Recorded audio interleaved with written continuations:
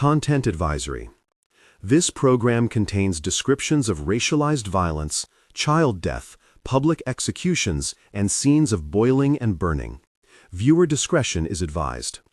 If you prefer to skip the most graphic reenactment, an option to move forward will appear on screen. On Christmas morning at Thornwood Plantation, the kitchen smelled of coal ash and lard. Then of something else, an acrid, terrible odor that did not belong in a place meant for feeding bodies.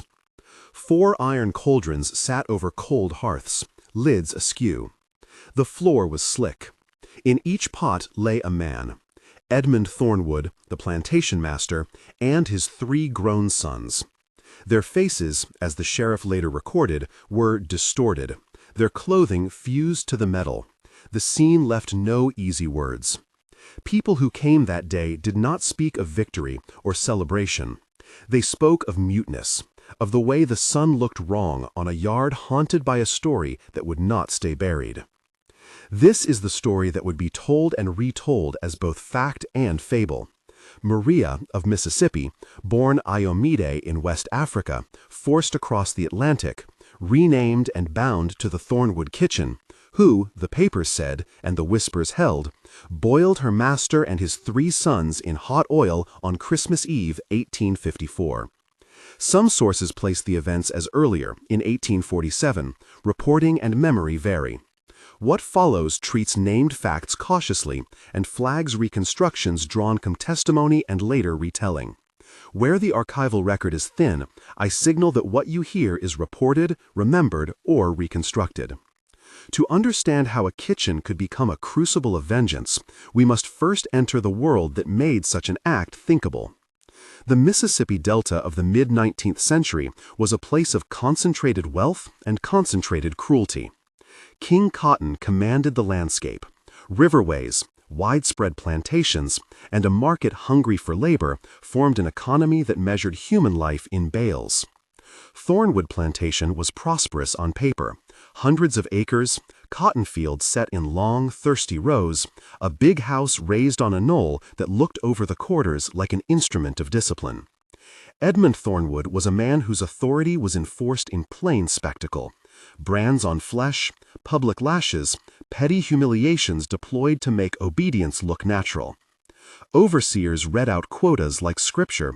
Drivers carried whips as routine tools.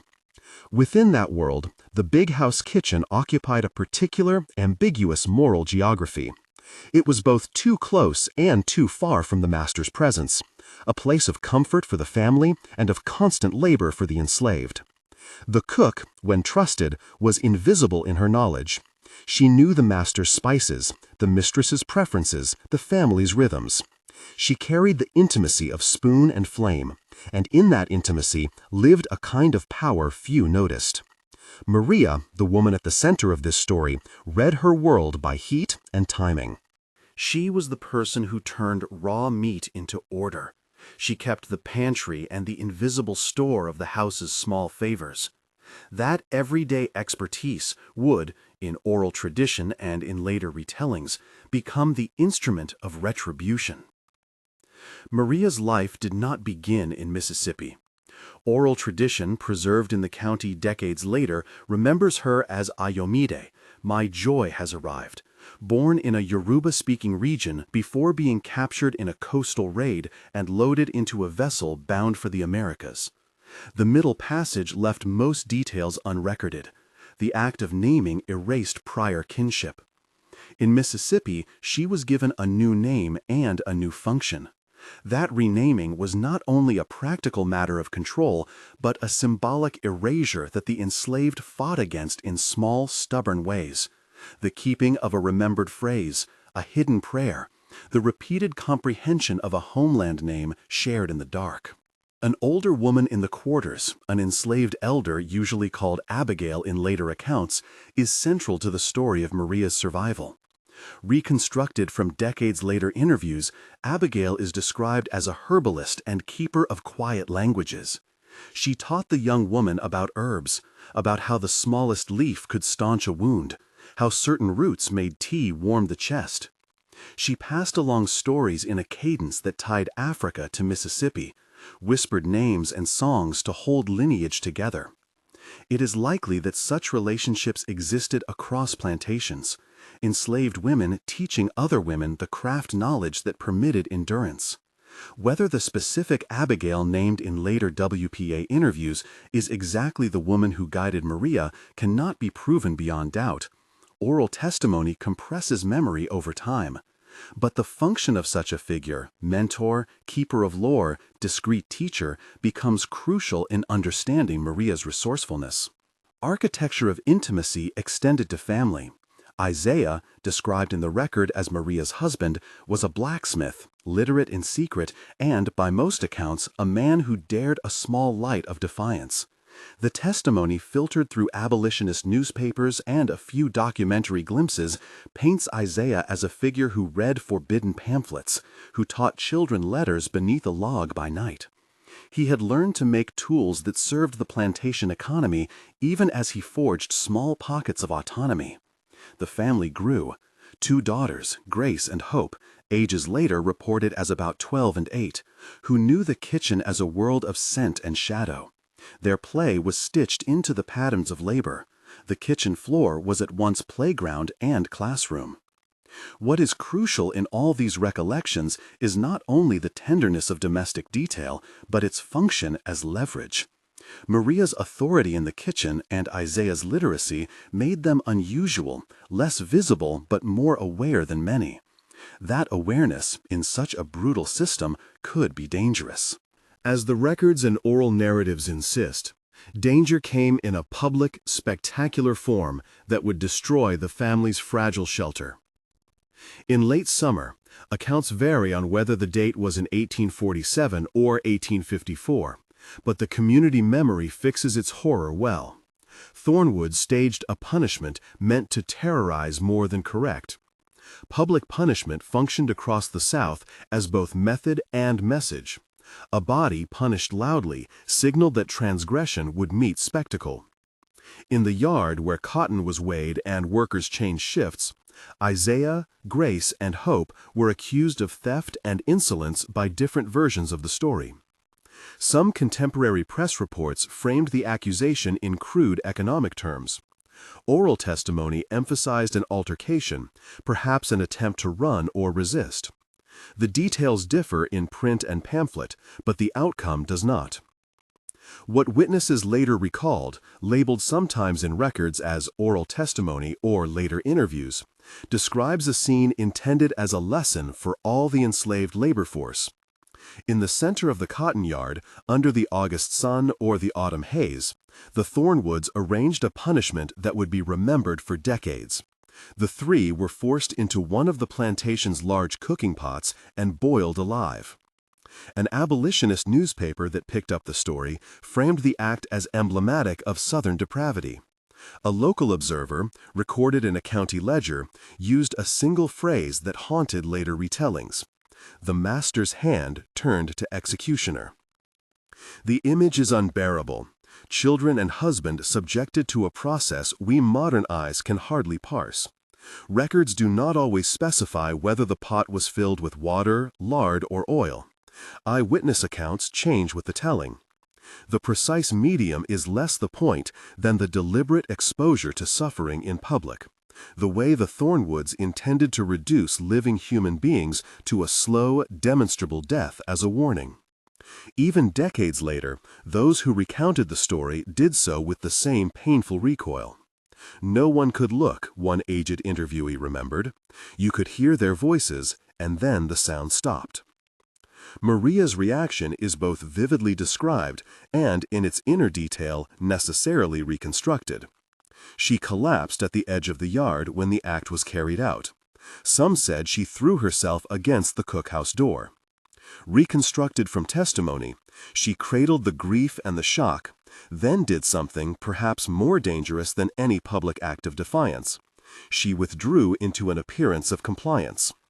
Survivors of such acts often had to show what society demanded: sorrow that would not burn with retaliation, a face that the master could read as broken. Maria learned, or perhaps already knew, how to be invisible in ways the Thornwoods took for granted. The public execution fractured the plantation community. There were the immediate consequences: whispers of legal action, the sheriff's routine, the master's attempt to maintain order. There were other consequences less immediately legible: a slow burn of fury and grief that did not dissipate. Some neighboring enslaved people tried to conflate the event into a cautionary tale for their own children. Others kept vigils in the graveyard. Within weeks, a kind of strategic calculation entered Maria's life. Hear the difference between the heated noise of public punishment and the low, cold planning that followed. Spectacle demands immediacy. Planning takes patient time. Maria, whose days were measured in the rhythm of stirring pots, stoking fires, and reading the house's habits, began to prepare. The preparatory months are documented not in court records but through fragments. A neighbor's recollection that Maria spent evenings at the outer edge of the cemetery. A report in an abolitionist paper that later framed the actions as deliberate. Wapiapayet interviews decades on that preserved a communal sense that something methodical had been undertaken. These sources differ in detail and in zeal, but their combined weight suggests method rather than madness. Reconstruction. Over 3 months, Maria gathered tools of the everyday and hid them in plain sight. She kept, for the narrative, 2 faces: the hearth-facing, obliging servant who polished plates and salted meat with the ease of someone who had done it most of her life, and a different self who walked to graves at dusk and prayed in Yoruba to names the Thornwoods would not recognize. She learned the seasons of the household: which son preferred bourbon before bed, which hand pinned the bread by the middle shelf, who left keys on the library table. She practiced gingerbread in small batches, the smell of spice normal in the kitchen. She followed the son's routines the way a cartographer maps a town: quiet, exacting. When historians and local historians talk about this stage, they often emphasize the cunning required to hide intent in a world under constant surveillance. A trusted cook could possess a rare kind of stealth. In order to feed the household, she must be near its secrets. Maria used that nearness as cover. She hid stores of lard and fat. She learned how to make dishes that the family favored in private. Oral tradition insists that she tested small mixtures on animals and on mere slices of food to see how they affected motion and appetite. Those claims are presented here as reconstructed, not documented. The key point is not the lab notes of a kitchen experiment, but the disciplined patience, a plan that could not be hurried. At the same time, Maria's social posture hardened into an outwardly exemplary servitude. The Thornwoods would later marvel in the dry pages of a sheriff's report at how composed Maria remained in the months after the public execution. Such reports carry their own assumptions. Composure was read as submission, and submission as innocence. For Maria, composure was a strategic necessity. To brace herself in the face of suspicion was the only way to move freely enough to prepare the instruments of later action. There is a strain of tragic intelligence in these months: grief learned as a mask, rage learned as a lever. Not all of the community was silent. Some neighbors and fellow enslaved persons noted Maria's pilgrimages to the graveyard and whispered. Reconstructed from oral testimony, she made small offerings at the graves of Isaiah and the children, said prayers in her native tongue, and bound a small cloth with a name sewn inside. Whether these acts were aimed more at sacrament than at vengeance is not an either-or question. Ritual and resolve often braided together. The memory of Maria's use of ritual is persistent across accounts, even when the precise words or actions shift with the teller. In this retelling, we accept that ritual played a psychological and social role. It was anchor, oath, and perhaps an attempt to make justice in a world that denied it under law. As she prepared, Maria also paid attention to the house's means of subduing bodies, drugs and spirits that permitted masters to alter the state of a person or to dull suffering in certain contexts. and to the timing of meals and slumbers. Reporting from a sympathetic northern newspaper described the method of incapacitation vaguely and in moral outrage. The master's wine and cakes were altered to bind them to the pot. Such language is evocative and also imprecise. In deference to ethical limitations and the need not to instruct, this account avoids technical specifics. The focus remains on intent and effect, not recipe. In the quarters, stories multiplied. Some neighbors thought Maria's plan reckless and inevitably self-destructive. Others believed that, in a world where law upheld the master's whim, only private retribution counted as justice. There was no unanimity. There were as many moral reckonings as there were people in the field. A lay preacher who later recalled the plantation's history told younger listeners, years after the fact, that when the law would not lift a finger for our people, some lifted their hands themselves. That phrase, preserved in a WPA recollection, is less an argument than a portal into the dilemma facing the enslaved. Law protected property. It did not protect persons like Isaiah, Grace, or Hope. The moral question, vindictive revenge or the desperate enactment of justice, would be debated in private and public fora for generations thereafter. It is important here to mark how the wider world heard the Thornwood story. Abolitionist presses in the North seized on sensational instances of Southern cruelty to make moral and political points. Frederick Douglass, writing in the pages of his paper and speeches, did not shy from graphic descriptions of Southern punishment as moral testimony to the institution's horror. Reports in the North Star and other abolitionist outlets framed cases like Thornwood as proof that slavery was a system that brutalized both body and conscience.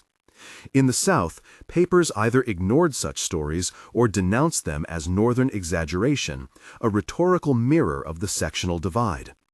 Both the press and the rumor mill contributed to an atmosphere in which acts of resistance were filtered through competing lenses. As criminality, as necessity, as a terror threat to the planter class, and as evidence by abolitionists of the system's moral bankruptcy.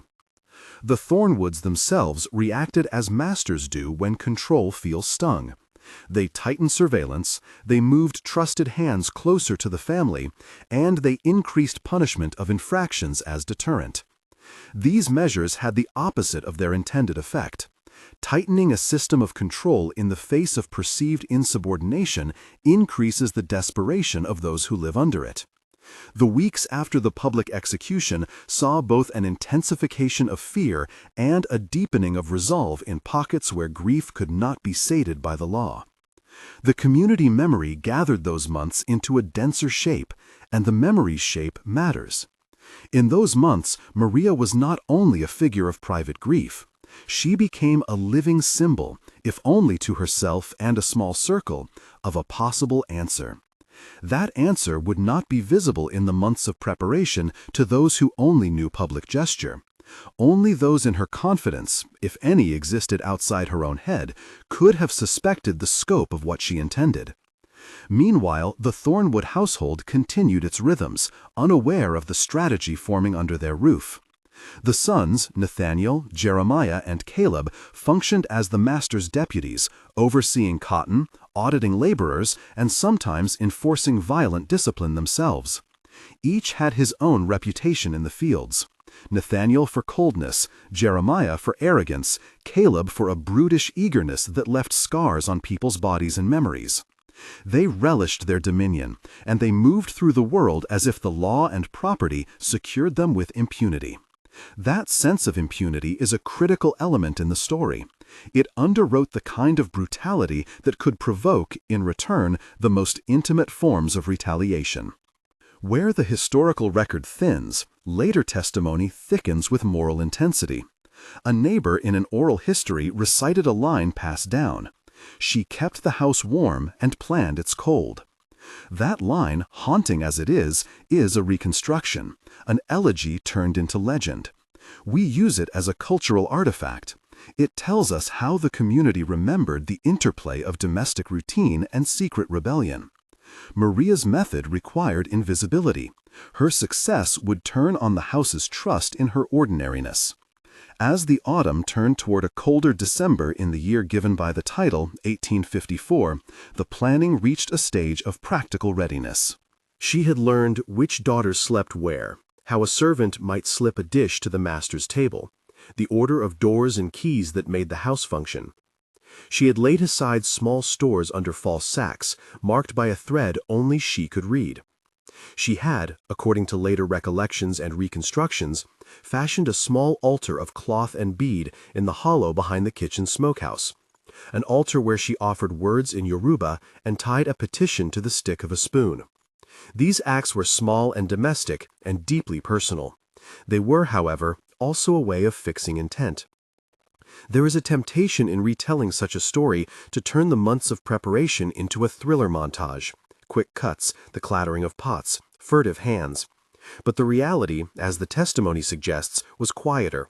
Long observations practiced with the kind of patience people learn when their every water break threatens exposure. Maria's day remained the day of a cook. Fires stoked, meat salted, bread kneaded. Only the intention underneath shifted. That is what made the plan possible. A house trusts the hands that feed it. A master assumes gratitude where there might be cunning. Before the night that would change Thornwood forever, there was an evening of ordinary ritual in the big house. Windows were shuttered early for the winter, children sent to bed under watchful mistresses, domestic staff warned to keep the hearth low. The men of the house gathered in the study, as they often did, with bottles and candor, boasting of harvests and of beatings inflicted in the field. The household moved through its predictable choreography. It is in such choreographies that one can hide the unusual. Maria moved among them, preparing dessert, placing a loaf near the dining table, as if nothing were different. She offered the young girls a spoon to lick the batter, and they complied, radiant in the ordinary trust of children. At this point in the story, entering the final week before the act, two things must be clear. First, what follows will involve suffering that is hard to hear. Second, where the record is silent or the source is a later recollection, the narrative draws on reconstruction and is so labeled. The following chapters treat the event with care, refusing both sensational detail for shock's sake and moral simplification. For now, however, the house slept unaware, and Maria kept the double life of the enslaved domestic: outward constancy, masking inward resolution. In a reconstructed scene from a neighbor's later account, she is seen in the smoke of the kitchen, stooped over a pot, lips moving in a prayer that belonged to the other shore. In another fragment, a later county interviewer writes that she walked to Isaiah's grave each night and left a morsel wrapped in cloth. The law would later call her a murderer. Others called her a mother who could not bear to leave an injustice unreckoned. Both readings sit in tension, and it is that tension that makes her stories so disquieting and so necessary to interrogate. As Christmas approached, the Thornwood family relaxed into their own rituals with a confidence born of habit and property. The sons looked forward to an evening of drink and gambling, the master to a quiet midnight of accounts, and the house expected the cook to be ready with the sweets that marked a holiday in a household that could afford such indulgences. Maria's preparations, in contrast, had reached their terrible practicality. She had stockpiled what she needed in ways that would not arouse suspicion: fat hidden beneath sacks, spice jars resealed, a loaf left cooling where the mistress would pass and not think twice. She had also enlisted, as best we can reconstruct, no one. The plan was solitary because company increased risk. That solitude made her success and her failure both entirely hers. We pause here on the edge of the event. The months of background, Iomeda's early naming, Isaiah's secret reading, Abigail's whispers, the public execution that split a community, the slow cleverness of a cook who knows every route through a house have set a loom. On the morning of discovery, the entire plantation would feel as if a lid had been lifted from a wound. Out of the private work of grief and method came a public moment that would be remade into newsprint, oral legend, and scholarly dispute. The rest of the story, what happened in the kitchen that night, how the Thornwoods let their end, how the law and the nation reacted, unfolds in the next scenes, and must be told with the same care, attentive to sources, solemn in tone, and guarded against turning trauma into spectacle. Before we move on, a brief note. If this investigation matters to you and you want more context, please subscribe and check the description for a reading list and primary sources, including abolitionist press accounts, WPA interviews, and archaeological reports that have examined Thornwood's site. Your engagement helps us compile and verify the fragments that make up stories like Maria's. Now, having traced the architecture of the crime and its countermeasure, we return to the kitchen. The last week before Christmas is a tension of small acts. A door left slightly ajar to allow someone to slip a pot lid into the quarter, a lock left unbolted for a minute so that a single motion might be possible later. Maria's hands, accustomed to feeding the household, moved the same way they always had. But beneath each gesture lay an intention shaped by months of grief and ritual. On a cold evening, she tied a scrap of cloth to the hearth's hook and spoke a name in Yoruba, reconstructed from oral testimony, asking not for the return of the dead, but for a kind of closure that the courts refused to give. That night, the family drank more heavily than usual. The sons joked like boys showing off new toys. The mistress retired early. The children were tucked into bed. The house settled into its false security. Maria, worn but deliberate, prepared the desserts that would be passed from hand to hand, a simple domestic tableau that would, by dawn, become evidence and nightmare. She carried out the ordinary labor of love that belonged to cooks everywhere, the same kindness that years earlier had warmed a child's cheek.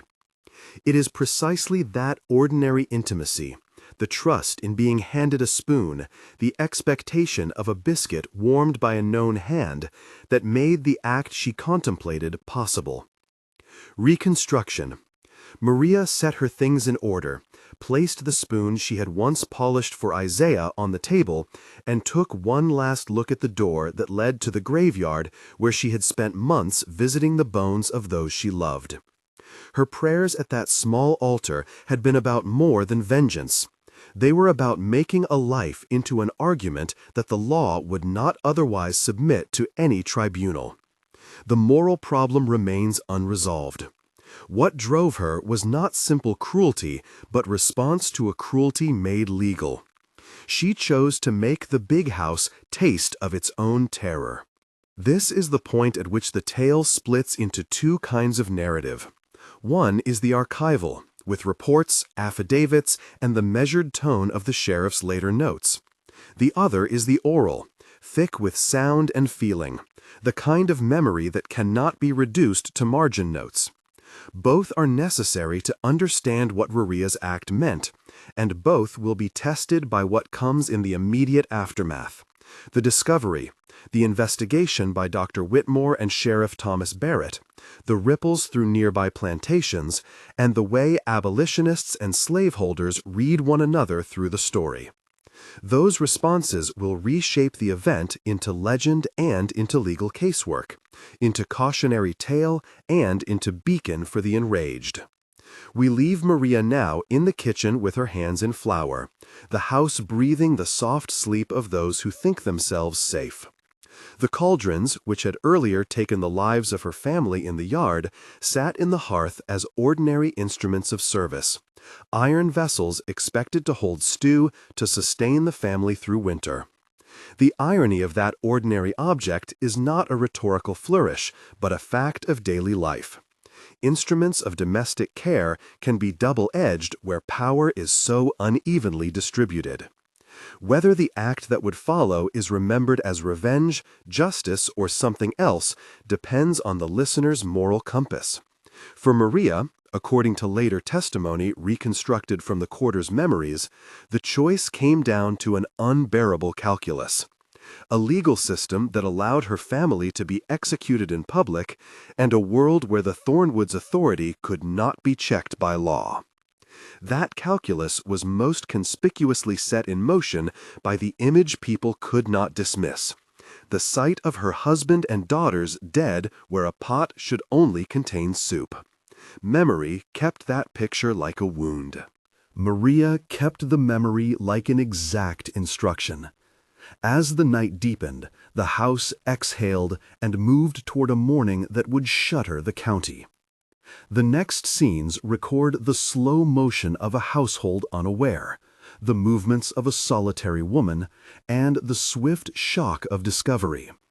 They also record the ways public meaning is made, the immediate legal, social, and political aftermath through which the act would be read and repurposed in competing narratives.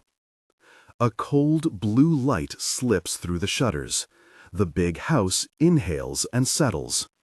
In the kitchen, Maria moves with the economy of motion she has practiced for years. Stir, lift, taste, cover. Each gesture part of a choreography the Thornwoods assume is benign. The men in the study laugh and clink glasses. In the servants' quarters, a few cough and try not to listen. Outside, the cotton lies folded in rows, obedient under frost. Inside, a woman who has learned to carry two kinds of day carries out what appears to be ordinary work. Content advisory, on-screen option. The following section includes descriptions of violence and death that some viewers will find distressing. An option to skip the vivid reenactment appears now. Where the record allows, the account that follows is drawn from sheriff's notes, contemporary press, abolitionist reporting, and decades later oral testimony. Where it does not, the sequence is described as reconstructed from testimony. At all times, technical specifics that could instruct harm are avoided. Present tense reconstruction, reconstructed from testimony. The room is warm with steam. Maria sets a tray of gingerbread near the fire, the crust bronze and sugared.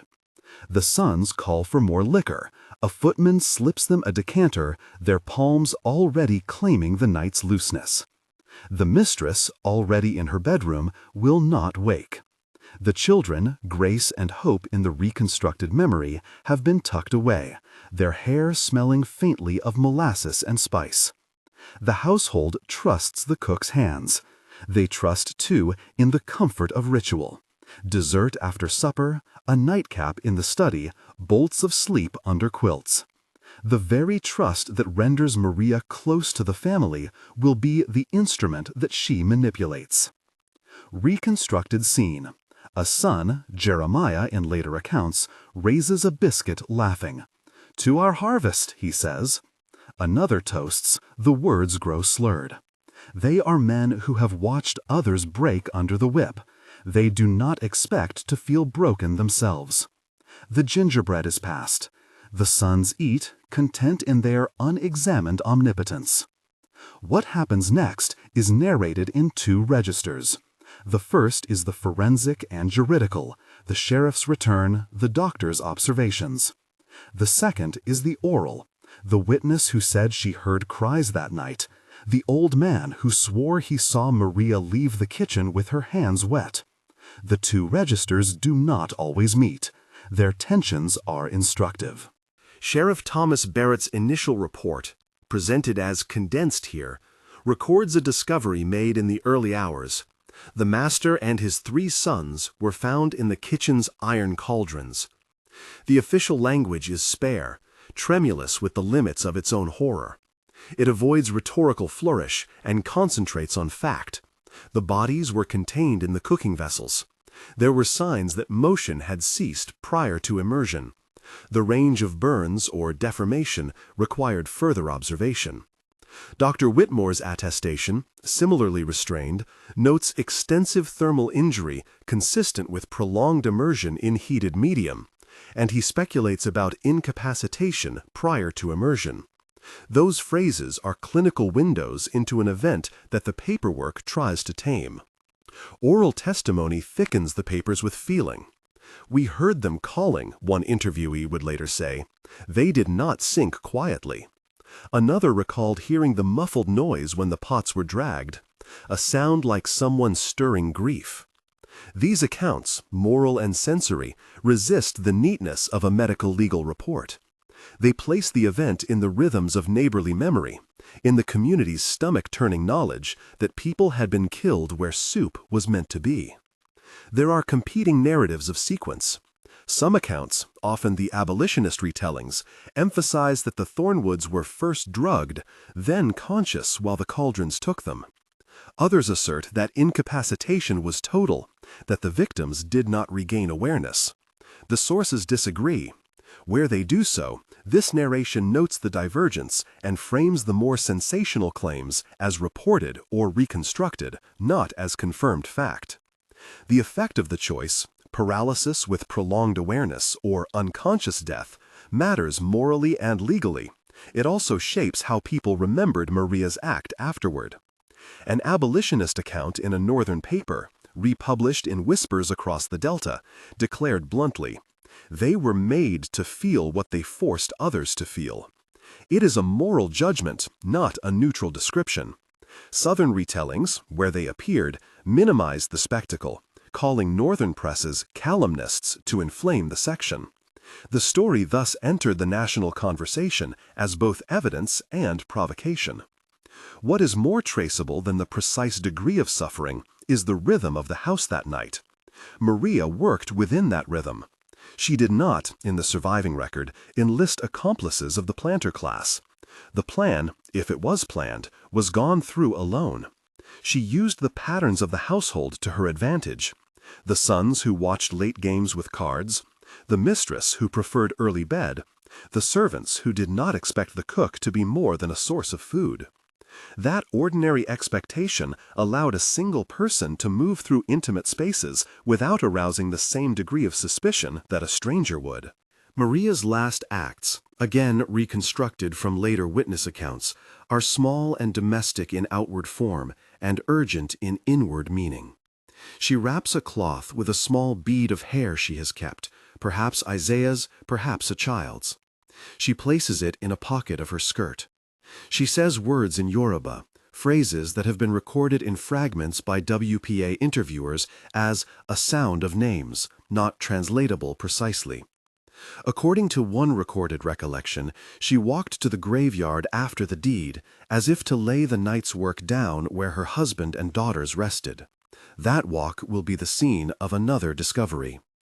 The discovery in the kitchen at dawn is, in all accounts, a scene of stunned, morbid attention. The mistress rouses, the footman smells something wrong and follows, and the screen of domestic habit snaps. "I cannot look," one servant later said, but the house would not be able to pretend after that. The sheriff is called. Dr. Whitmore comes. The cauldrons, usually the utilitarian heart of the cookhouse, have become containers of a horror the county will not forget. Public reaction is immediate and cacophonous. Some planters speak of this as proof the enslaved are inherently savage and must be controlled. Others whisper fearfully of contagion, that any small violence could inspire more. Slave patrols and overseers tighten. In some nearby counties, planters write to each other, exchanging measures of security and suggestions, armed guards, stricter curfews, closer inspection of foodstuffs. Within hours, abolitionist presses in the North take up the story. Frederick Douglass and the North Star, as was the habit of the anti-slavery press, seize upon Thornwood as emblematic. A column running in that paper, quoted by later historians, frames the event as the consequence of a system that invests masters with the right to terrorize. When law places men over men as property and binds no restraint upon them, the first law of the wronged is to value their own right to life and dignity, the piece argued. The language is rhetorical and meant to agitate, to make skeptics in the North understand that slavery's violence returned in forms both public and private. Southern papers that carried the tale do so with different emphases. Some printed short, clipped reports, hedging the details or outright denying the worst if it meant conceding that such discipline had been exercised. Others, more partisan, blamed abolitionists for inventing or exaggerating the facts to inflame Northern audiences. These conflicting print cultures shaped how contemporaries interpreted the event. They also shaped subsequent retelling, which amplified some details while downplaying others. In the days after discovery, the household and the county gird themselves for legal procedure. Sheriff Barrett's notes are methodical in tone, but even his ledger betrays lines of incredulity. The Thornwoods, in public, proclaimed shock and demanded swift justice. They sought explanation. Who had access to the kitchen? Where had lard gone missing? Whose hands had the keys to the larder? These questions drove the initial investigation, but they assumed the juridical power of a system predisposed to protect property over persons. The sheriff could make arrests. He could present evidence. The courts, however, were saturated in the same unexamined logic as the plantation. Slave testimony held no weight. A white man's word carried the day. The legal inquiry, in which enslaved people were often excluded from meaningful participation, did not resolve into the clear-cut prosecution that an outsider might assume. There are records, sparse, sometimes contradictory, of inquests. There are references to an arrest or two, and there are certainly references to statements taken by the sheriff and sent to the county seat. But the weight of power in the local social order complicated the process. Enslaved people could be questioned and punished. They could not serve on juries or testify with parity. A case involving such a violent retaliation against a planter family would inevitably run against the grain of a system that had been designed to preserve planters' authority. Some papers circulated the claim that Maria had been found dead in the graveyard that morning, her body discovered by villagers collapsed near Isaiah Stone. Sheriff notes and WPA interviews corroborate a discovery in the graveyard. An enslaved woman found with features of self-inflicted injury, or possibly suffering an act of ending her life. Exact details of her death vary with accounts. Some register it as suicide, others as death from exposure, others as something in between. The possibility of suicide entered discussions that then turned to motive. Had she been haunted by the deed? Did she take her own life as an act of final atonement, or because she knew the law would come? These are the sorts of questions the archival record cannot settle with confidence. A reconstructed account suggests that Maria went to the graveyard after the act, placed her hands on Isaiah's stone, and then folded into sleep or into death. Whether she took poison, whether she hanged herself, whether pneumonia took her in a winter night, records differ. A coroner's note, if it exists, is not definitive. What binds the versions together is an image, a woman who would not survive long in a world that would not tolerate her act, resting near the bones of those she loved. It is an ending that the public read as a tragic coda to a violent story.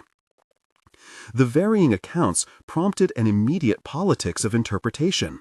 For the Thornwood family and their allies, Maria's death was proof of criminality and insanity, an unredeemable act that required punishment even after death in the form of legal and social censure on her kin.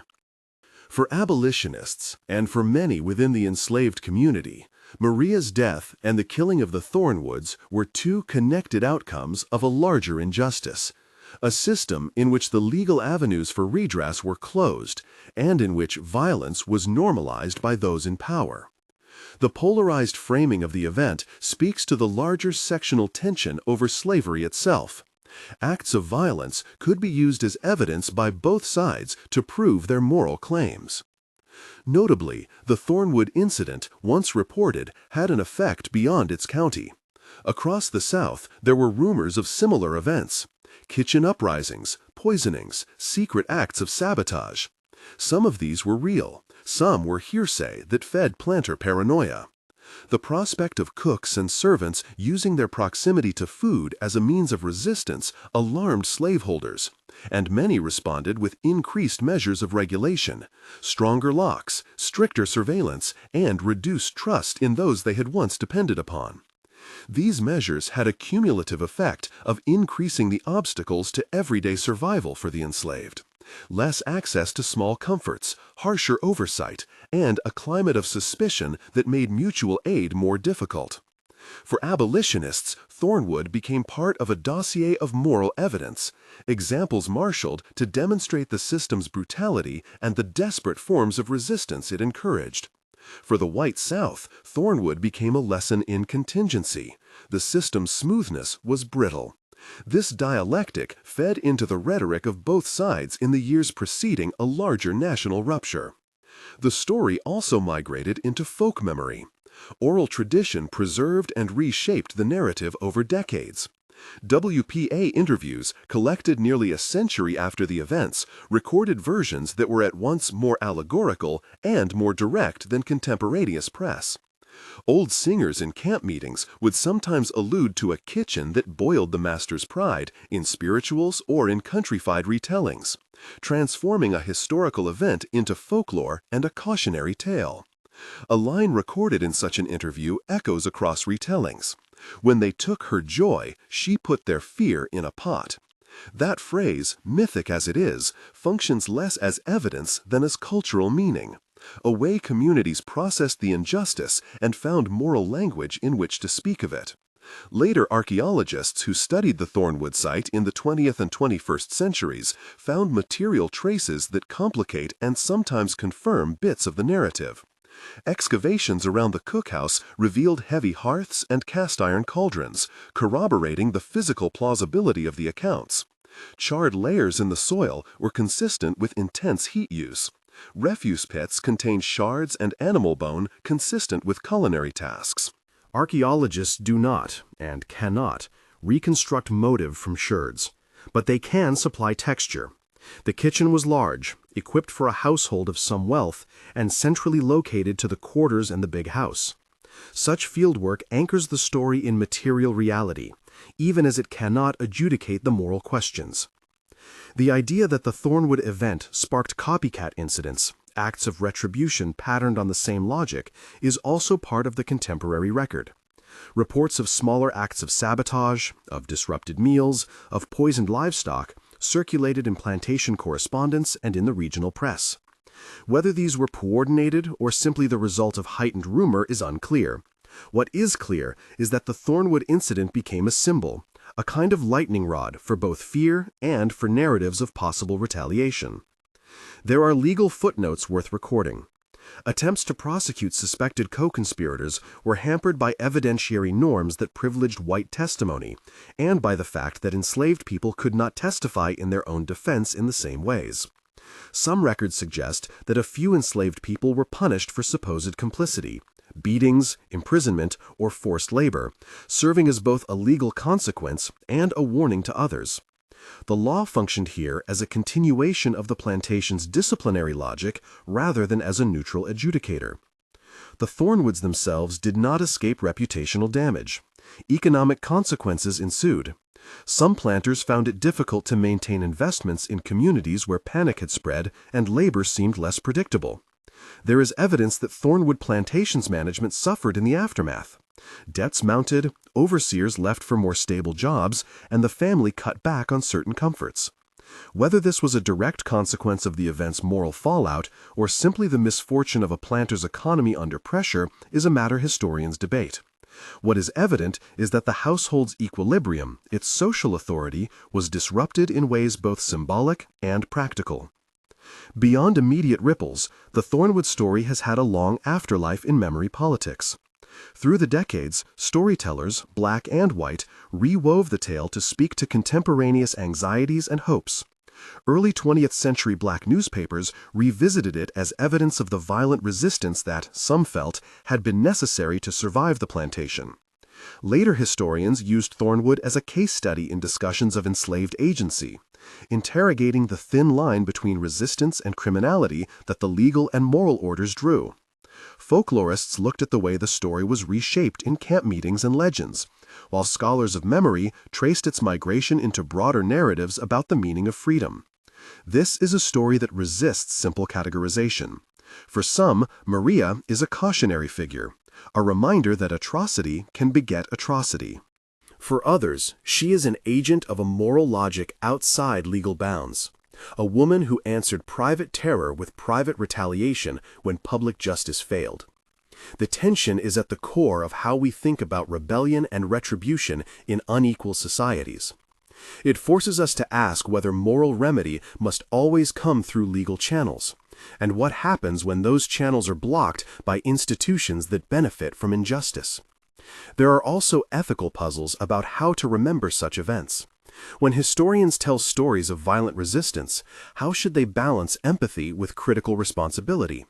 How do we avoid the twin traps of romanticizing brutality or of sanitizing the suffering that compelled desperate acts? The scholarly consensus around Thornwood tends toward cautious contextualization, explain motive, acknowledge trauma, avoid facile judgment. Modern commemorative practices reflect those tensions. In the late 20th and early 21st centuries, community groups and scholars began to take renewed interest in Thornwood, not as entertainment, but as a subject of study and remembrance. Archaeologists returned to the site with more sophisticated methods. Local historians collected oral histories from descendants. Memorial organizers debated the ethics of public plaques that would tell the story. Some communities resisted public commemoration, fearing that the story would be misunderstood or appropriated. Others advocated for interpretive installations that would present the facts, the uncertainties, and the moral questions without simple answers. Descendants' voices complicate the narrative in important ways. Oral descendants of those who were enslaved at Thornwood have different lights to bear on the past. Some seeking quiet dignity in remembrances, others demanding that the violent realities not be shielded by euphemism. It is also important to note that some descendants of the Thornwood family have refused to allow their forebears' names to be used in sensationalized retellings, while others have participated in dialogues about how to present the history responsibly. Best practice for any public memorial or production is to engage descendants with respect and to seek permissions where possible. This narration cannot substitute for that process, but insists on the principle. The historiographical record also complicates the image of Maria. Scholars have asked whether the Thornwood event is an instance of uniquely targeted vengeance or part of a wider repertoire of resistance that included foot-dragging, sabotage, and escape. Some historians argue that the story gained mythic elements over time, amplified by abolitionist rhetoric and by the human appetite for sensational tales. Others point to the consistency of oral testimony across decades as evidence that something like the account did in fact happen. The historian's craft in such cases is to weigh sources, to highlight their differences, and to situate improbable details without dismissing them out of hand. A careful historian will insist on the following: reconstruction where the archival record is thin, quotation where a primary source exists, and explicit marking of oral testimony. Thus, when a WPA interview states, "She walked to the graveyard with mud on her feet and did not wake," the historian reproduces the line but also notes its context, collected 80 years after the event, mediated by memory and community framing. That method of presentation does not diminish the moral force of the narrative. It simply frames it responsibly. Beyond historical method, there is the question of the story's moral function. Thornwood has been used across time as a mirror and as a warning. It asks us to confront the costs of a social order that allows moral violence. It asks whether acts of private vengeance can ever be separated from the public wrongdoing that provoked them. In that sense, the Thornwood narrative is both local and universal. Localized in its details, universal in its questions about justice, suffering, and the limits of law. When we bring the story into our present moment, it challenges what we mean by remembrance. Should such episodes be taught as isolated horrors or as windows into a system? How do teachers, museums, and public historians present violence in ways that honor victims and respect audiences? Contemporary curators tend to follow a three-part approach. Present the facts with source transparency, contextualize within the system that made the act possible, and create spaces for audience reflection and community engagement. Thornwood, in this pedagogy, becomes less a spectacle than a case study. Returning to Maria herself, portraiture remains difficult because of the fragmentary record. We know aspects of her life: a name in Africa, a renaming in bondage, her skill as a cook, her marriage to a literate blacksmith, the public punishment that took her family, the months of preparation that reportedly followed, and the kitchen and graveyard that anchor the narrative. These are shards of a larger life, blurred by time and by the violence of record-keeping. To humanize her is not to excuse an act of killing. It is to attend to the conditions under which a person chooses particular forms of response. To render the life of Maria is to insist that she was not a mere agent of vengeance, nor merely a myth, but a human being whose choices were shaped by a system that refused her legal recourse. The final archival traces, newspaper clippings, barbed county ledger entries, and scattered WPA recollections, leave us with a layered landscape. The bare facts we can reasonably assert, the probable reconstructions many historians accept, and the areas of profound uncertainty that must be acknowledged. For example, we can assert with some confidence that a violent act occurred at Thornwood, that the master and his sons were killed, that an enslaved woman named Maria, or an equivalent, was implicated in contemporaneous and later testimony, and that the event became part of regional and national discourses on slavery. Beyond those claims, the sequence of events, the exact methods, and the degree of awareness of the victims are contested in the sources. This is not a failure of history, but a fact of its nature. Memory and record are partial. How, then, should we close the story? With what posture should a modern observer, scholar, student, or viewer sit with the record? The answer requires moral humility and historical rigor. We can refuse easy moralizing, condemnation without context, or celebration without sorrow. We can insist on the central fact that the Thornwood event, however narrated, sits within a legal and social system that made such tragedies possible and, arguably, more likely. We can insist that violence born of oppression be explained in full terms, that the murder of the Thornwoods, horrific as it was, may be read as part of a larger dialectic in which law protected property over persons, and in which the only available channels for justice were often closed to the oppressed. We can also insist on the dignity of the individual lives at stake.